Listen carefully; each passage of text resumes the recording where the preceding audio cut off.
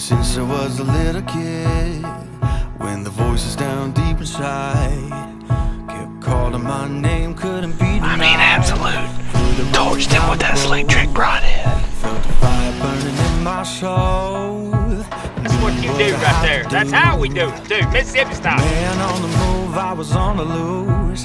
I stepped into the light.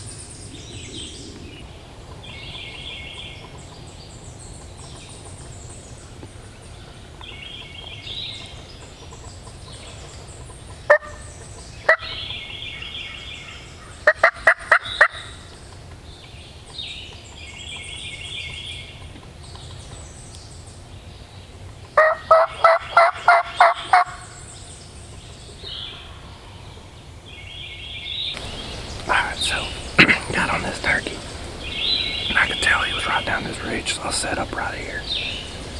And I saw him. I don't know if you could see him in the camera. He comes in. I mean, I should have shot, but I knew that the camera couldn't see him. And if you could see him in the camera, all you could say was sad. It wasn't going to be good video. I should have shot that. I don't know if he got nervous or if he's got hens with him. I think I saw a hen before I saw him. But he went back down this hill that way. He just gobbled to my left here. We're about to get up. Move back down this road a little bit. He's going the other way. We gotta go.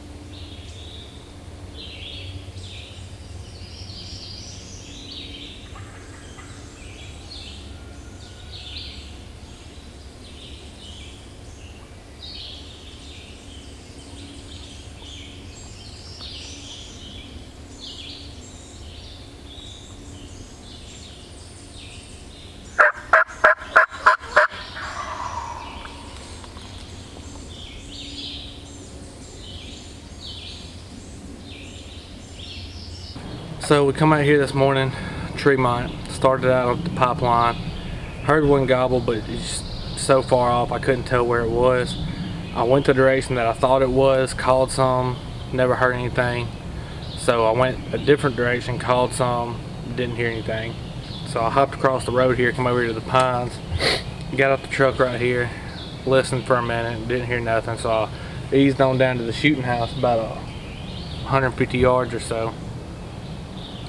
And I can't remember if I hit my crow call or my turkey call. I hit one of them and turkey gobbles. So I'm trying to figure out, sounds like he's off in this bottom, so I'm trying to figure out which way I'm gonna go. And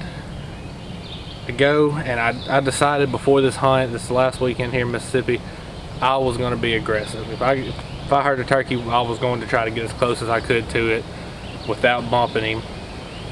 Was not playing on the reserve side at all. So I go down on the back side of the field and he is just constantly gobbling.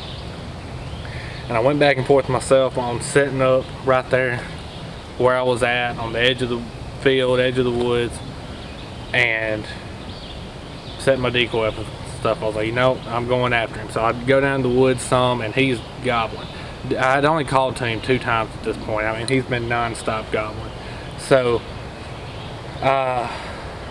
ended up sitting down, didn't set a decoy out because I can't see on this hill. Like, I'm going down the hill a little bit and then it drops off even farther, so I can't see more than 50-60 yards in front of me anyway. So by the time he gets to where I can see him good, we're gonna shoot him anyway. So he's gobbling, and when I first walked in the woods I thought I saw a hen through some thick stuff, or a turkey. I knew it wasn't him because I could still hear him gobbling off in the bottom. I never heard anything, never saw it again. Anyways, I called him a couple times, he's gobbling, and he comes up and I can see his head, and I mean, he's probably 30-40 yards right now, but all I can see really is his head, a little bit of his chest. But I didn't think that the camera could see him. I still don't know. We'll know when I go back and look at the video. I'm self-filming. Dang, bugs are everywhere. But I'm self-filming, so I've got it zoomed out a little bit that way. If he comes up to my left, I can just turn the camera. I don't have to worry about that. And he comes up, doesn't see a decoy, turns and goes the other way. And goes back down to the bottom gobbling. So I hop up, circle around, and come down to the bottom beside him, calling. I could hear something. I think somebody else in the family was hunting coming on the other side of the property, and just he was going back and forth between me and whoever else was calling. And he finally comes in to me, and I can see him, but I have no shot because of all the trees. He doesn't see a decoy, turns, gobbles as he's going away. So I go after him, I actually bump him, and come back up to the field, just sitting there kind of killing time. I hear him gobble, so I'll go after him again. He's done covered a lot of ground and nothing ever happened, but we're gonna come back tomorrow and see if we can't make it happen.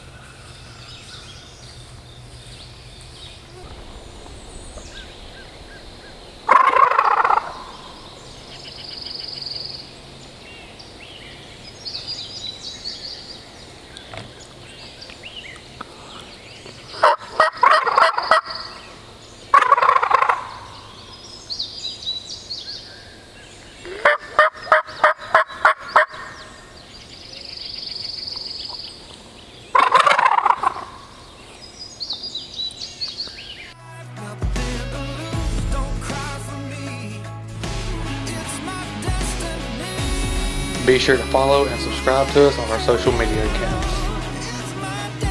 Downtime is also brought to you by Game Hive. custom bow equipment, Scott Archery, Slick Trick Broadheads, and Pure Whitetail.